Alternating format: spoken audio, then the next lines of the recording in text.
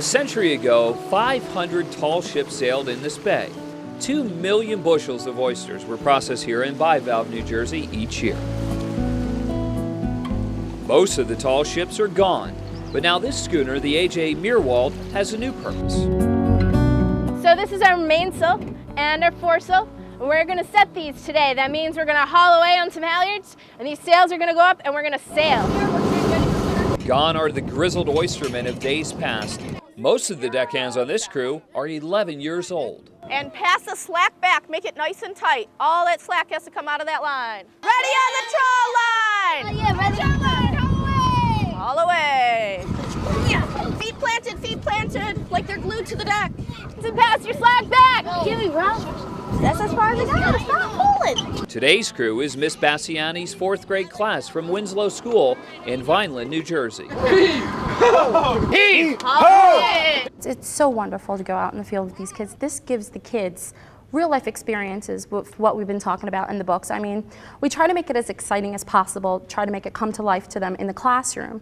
But until they're really there pulling on the ropes, you know, and seeing the effects of what they do, it's not really tangible to them. Pick up the line and pass the slack back. This floating classroom is run by the Bayshore Discovery Project. Emily Evans is the onboard education coordinator. Today we're learning about plankton, oysters, the watershed, and the animals that we get when we go fishing. We are going to fish with a great big net, and our net is called an otter trawl net. So the way that works is we have a chain that goes right along the bottom, and it's going to drag the net right along the bottom of the river. And we have floats along the top of the mouth, and that's going to lift up the top edge of the net. And then when it flows through the water behind the boat, the water is going to flow past these wooden pieces, these doors, and that's going to hold it open from side to side. Today they got quite a catch. Super close up. Ah! Yeah, let's talk about the one that grossed you out. Okay. Now this one is a hog choker, and he can be out of the water for a while. So I'm not too worried about having him out of the water. This one I want you guys to touch.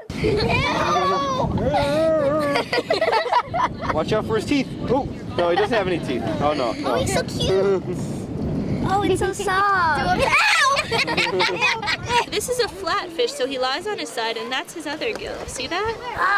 Oh. Okay, this guy? Yeah. Okay. And let's know a little bit about what we're looking at. That's these legs. Okay, yeah. Oh, you guys tell me. You guys tell me. That's the tail. That's the tail. Yeah, that's the tail. That's there. The mouth is in there. Inside there, that's the hairy part. And that's his like legs where he These are the crawls. little claws. Do they bite? Somebody should know that. No, they don't bite. Guess what his closest relative is? Crab? No, not a crab. An oyster. Not an oyster. Clam? This one's gonna maybe catch you by surprise. Its closest relative is a spider. Oh yeah, because of the legs. During their 3-hour sail, students rotate through 4 learning stations for a real taste of the Delaware Bay. That's sea lettuce. It's a lot like lettuce on land. One of the differences about it is that it tastes kind of salty. Now, sea lettuce is something that's very edible. Does anybody why? No. Is it good? You're not daring? It tastes a lot like lettuce. Cute. It tastes like salt. It's hard to taste. Yeah, it doesn't taste like much at all. It's very edible. So you guys just ate some plankton. People have been fishing for oysters here for hundreds of years, going back to the Lenape Indians, the Native Americans from this area. Let's open it up. Let's open it up. Oh, and we are a very lucky class. We have a pea crab. It does look like a pea. This is for you. Oh, just swallowed. Okay, so maybe oysters are an acquired taste. Oh, it was nasty. Okay, spin it overboard, spin it overboard. Oh, now on the count of 3, spin it overboard. 1, 2, 3.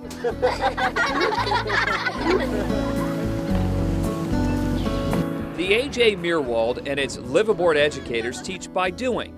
They make a lasting impression on kids who are just beginning to understand their actions have lasting consequences.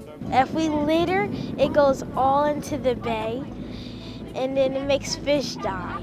The kids loved it. They absolutely love this trip. The kids have such busy lives these days, and for them to touch a horseshoe crab or to see how just the smallest parts of life affects us human beings, it's good, it's amazing.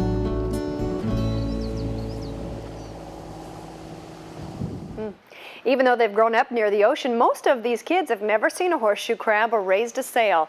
This voyage lets them live the tough life of an oysterman for a few hours and opens their eyes to a whole new world of fascinating creatures just beneath the surface of the bay.